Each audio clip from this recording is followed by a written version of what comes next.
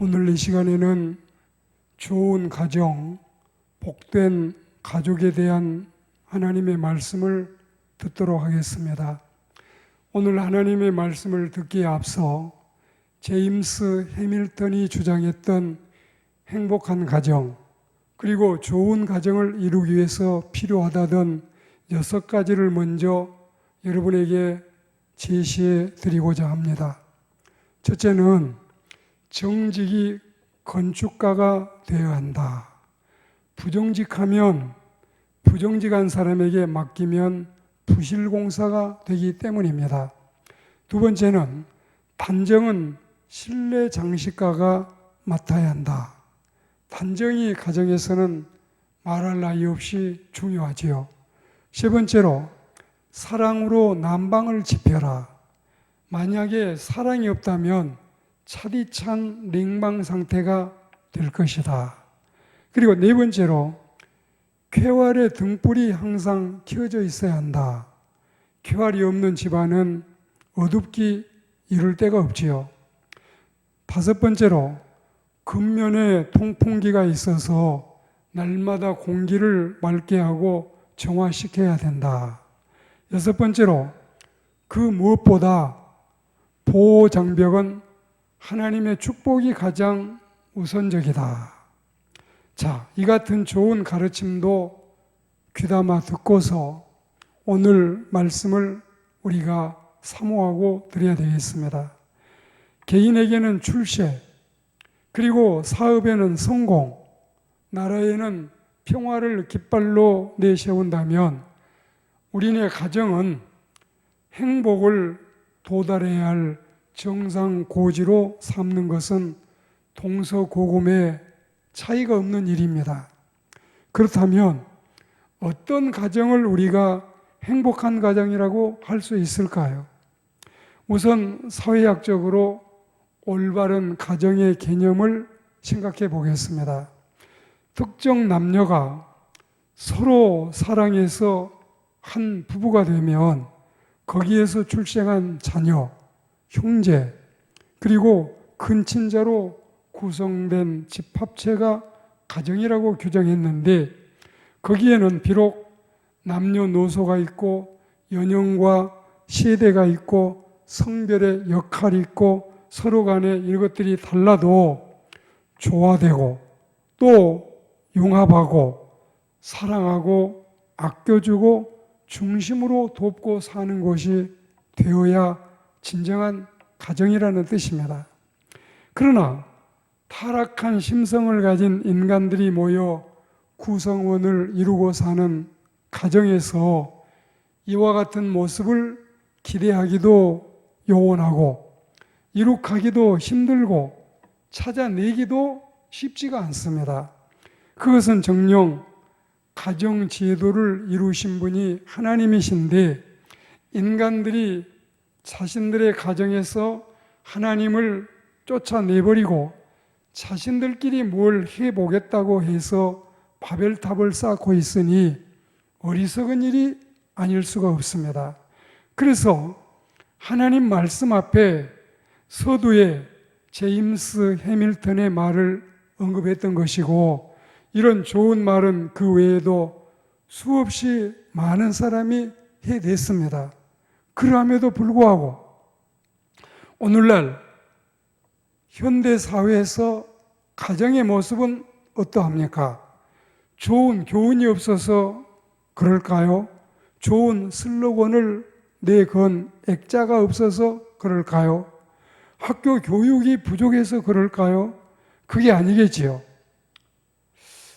강남에서 어학원을 경영하고 사는 어느 책임자의 말을 들은 적이 있습니다.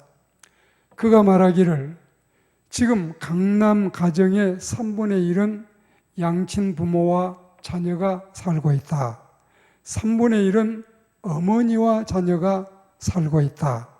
그리고 3분의 1은 이와 반대로 아버지와 자녀들이 살고 있다 했습니다. 쉽게 말하자면 3분의 1은 정상인데 3분의 2는 비정상적인 모습이라는 뜻입니다. 먼저 이렇게 문제점을 우리가 제시하고 알고 말씀을 들음도 필요하겠습니다. 오늘 저는 이 128편 1절, 2절, 3절, 세 구절 말씀에 중심을 두겠습니다. 첫째로 1절에는 신앙생활 하는 가정, 이걸 여러분 중요한 행복의 요람으로 생각하고 있습니다. 오늘날 세계 가정이 무너지고 있습니다. 그러니 신앙으로 가정을 세워야 되겠습니다. 이건 준엄하신 하나님이 친히 하신 말씀인데, 물론 어떤 가정 중에는 신앙생활을 해도 행복하지 않을 수 있습니다. 신자들인데도 문제가 있을 수 있고, 신앙 가정인데도 세상에서 비난받는 경우도 있습니다. 하나님을 똑바로 믿지 않거나 자신들의 역할의 노력이 부족하거나 기도가 모자라거나 행실이 부족해서 그럴 수도 있을 것입니다. 그래도 일단 가정의 행복의 첫째 기준은 하나님을 신앙하는 데 있습니다. 그리고 온 가족이 하나님의 말씀대로 사는 데 있습니다.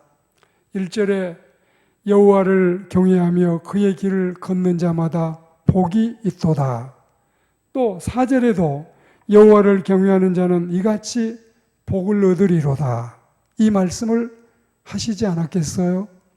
해밀턴의 권면 6가지 가운데 하나님의 은총은 맨 나중에 말했지만 사실 앞에 있는 5가지를 다 아우러 싸맬 수 있는 조건이 이 6번째에 들어있다고 우리는 확신하고 있습니다. 만일 누가 믿는 신자의 가정이 그 모양이냐고 신란한다면 그에 대한 답변은 이렇습니다. 믿어도 그 정도인데 안 믿었으면 오죽했겠느냐? 여러분 이해되시지요? 자, 바른 신앙이 그 마음속에, 가족 구성원들 마음속에 사로잡지 않으면 진정한 거듭난 그리스도인이 아니면 우리는 그들에게서 신앙적인 모범을 기대할 수가 없습니다. 기독교의 성경적인 가정 개념은 어떠할까요? 기독교인의 가정이라는 것은 가정 예배를 드리고 모든 식구가 교회에 나가는 자들로 구성되어 있음입니까? 물론 그렇기도 하지요. 그러나 그들 곧 가족들 개인 속에 반드시 예수 그리스도를 구주로 영접하고 그리스도 안에 있는 사람으로 사는 것이 생활화돼야, 이런 사람이 함께 모여야 진정한 가정 공동체, 신앙 공동체를 이룰 수가 있는 겁니다. 믿음의 가정, 아름다운 가정, 구원받은 가정, 복받은 가정, 사랑이 있는 가정, 기도하는 가정 등등 이런 좋은 표현들이 말로서만이 아니라 실제적이어야 한다는 것입니다. 가족 모두가 진정한 하나님의 가족이 돼야 이런 행복을 기대할 수 있겠습니다. 자, 그리고 두 번째로 2절 말씀인데 열심히 살아가는 가정을 여러분에게 권면합니다. 내가 내 손이 수고한 대로 먹을 것이라. 내가 복되고 형통하리로다. 우리 집이 좋은 가정이 되려면 가족들이 모두가 열심히 살아야 됩니다.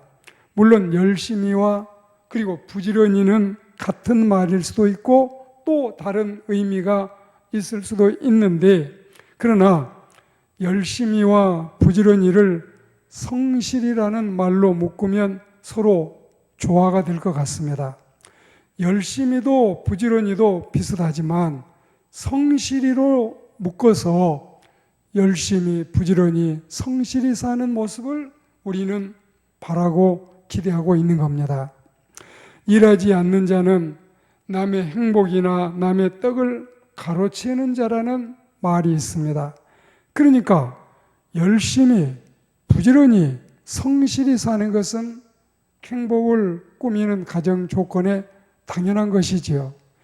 그런데 음식을 섭취할 때도 짐승들은 그 배를 70%만 채운다고 하는데 유독 우리 인간만 100% 혹은 그 이상 120%까지 채운다니 수많은 동물 가운데 유독 인간만 일확천금이나 불로소득이나 뜻밖의 횡재를 바란다고 하지요. 부끄러운 일입니다. 이런 것들이 가정을 행복한 상태에서 그대로 머물러 있지 못하게 하거나 또 행복을 빼앗아가는 그런 경우가 되는 것입니다. 이런 게 다 인간의 장깨와 요행 심리에 기인하고 있을 것인데 저는 이 사실을 구약 성경 전도서 7장 29절에서 발견했습니다. 그 말씀에 이게 있어요. 네가 깨달은 것이 오직 이것이라. 곧 하나님은 사람을 정직하게 지으셨지만 사람이 많은 꾀들을 낸 것이니라. 하나님은 우리를 정직하게 지으셨어요. 그런데 우리가 살면서 많은 꾀들을 만들어내고 있습니다. 그러니까 행복한 가정이라면 장꾀를 부리는 가정이 될 것이 아니라 하나님의 말씀대로 성실히 살아야지요. 그리고 데살로니가 후서 3장 10절 말씀에도 누구든지 일하기 싫어하거든 먹지도 말게 하라고 하셨고 12절에는 조용히 일하여 자기 양식을 먹으라고 권면했습니다. 이 모두가 성실한 근로, 신성한 근면, 이걸 여러분 강조하는 거예요. 들풀도 들꽃도 그리고 들새도 다 먹이시는 하나님께서 하나님의 백성들이야 당연히 책임지실 것은 말할 나위가 없고, 그러니 너무 우리는 욕심내지 말고 너무 게으름 피우지 말고 성실하게만 살아간다면 당연히 그만이라는 뜻도 되는 것입니다. 가정 행복의 기준은 소유의 많음에 있지 않고 만족과 감사에 있습니다. 가난은 다소 부족한 것이고 사치는 많이 부족한 것이고 탐심은 모든 것이 부족한 것이다. 이런 말이 있지 않습니까? 자, 비록 적은 소득이라도 정당하게 얻은 것이면 불이하게 얻는 많은 소득보다도 낫다는 잠언 16장의 말씀을 평생 우리 가정의 좌우명으로 삼고 살아야 되겠습니다. 이 말씀은 어떤 인간의 교훈이 아니라 하나님의 말씀이기 때문에 이 잠언 16장 8절 말씀을 우리는 아주 요긴한 하나님의 진리로 받아야 되겠습니다. 아마 요즘처럼 평범한 우리 시민들이 마음 편하고 자랑스럽기도 한 것은 얼마나 감사한 일입니까? 이런 심정을 우리가 만족하고 자족하고 지족하면서 내 삶의 현실에 원망이나 불평 없이 일확천금이나 불로소득이나 대박이 터지기를 요행을 바라는 이런 삶에서 떠나야 되겠습니다. 비록 남보다 가난해도 감옥에 있지 않고 집에 있음이 좋고 높지 않아도 비난받지 않고 태평함이 좋고 유명하지 않아도 치욕되지 않고 마음이 편하니 얼마나 좋습니까? 우리가 성실히 살아가는 자라면 이런 안식의 복을, 이런 평안의 복을 충분히 누릴 자격이 있습니다. 이런 그리스도인들이 되기를 주의 이름으로 권면합니다. 그리고 이제 오늘 3절 말씀을 더 드리고 맺겠는데, 자, 3절 말씀은 자기 본분을 다하는 가족입니다. 자, 1절에 신앙생활에 대해서, 2절은 성실함에 대해서, 그리고 3절은 자기 역할을 다함에 대해서 이 세 가지를 가정 행복의 기둥으로 세우고 있습니다. 신앙생활, 성실한 삶, 그리고 자기 역할에 대한 충실, 자, 내 집 안방에 있는 내 아내는 결실한 포도나무 같다. 내 식탁에 둘러앉은 자식들은 어린 감람나무 같다. 그렇습니다. 좋은 가정은 벽에다가 행복한 가정이 되자고 표구해서 붙인다고 되는 게 아니지요. 그리고 복된 가족들은 목소리를 합쳐서 아침 저녁으로 구호를 외친다고 되는 것도 아니지요. 서로가 제 위치를 지키고 자기 본분을 다하고 제 할 일을 다 해야만이 그때부터 가정의 행복은 꽃을 피우게 되는 것입니다.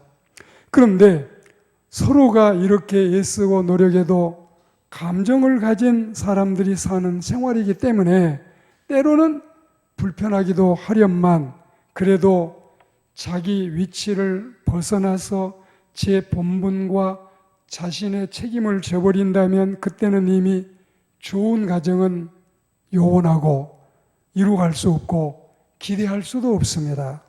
아버지, 어머니, 자녀들 그 사이에 오고 가는 상호 책임성은 성서문학이 말하는 성공적인 가정, 복된 가정의 열쇠가 아닐 수 없습니다. 특히 그 부모로서 자녀들의 신앙교육뿐만이 아니라 사회생활 속에서 잘 지내도록 가르쳐야 할 부분이 있습니다.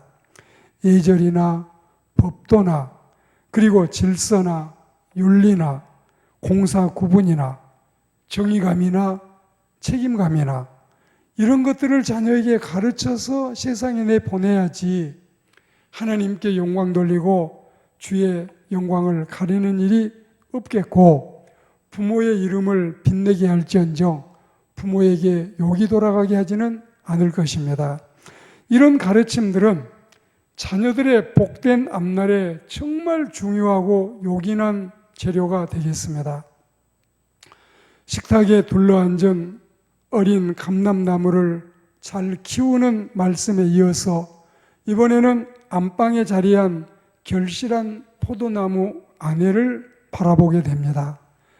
누구라도 아내 없이 경건하게 살 수도 없을 것이고 그리고 아내 없이는 바르게 살다 죽을 수도 없을 것이다.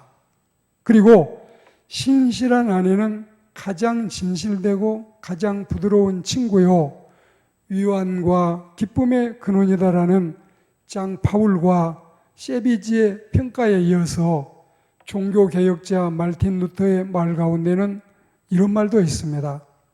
아내는 제일 가까운 이웃이므로 제일 큰 사랑을 받아야 한다.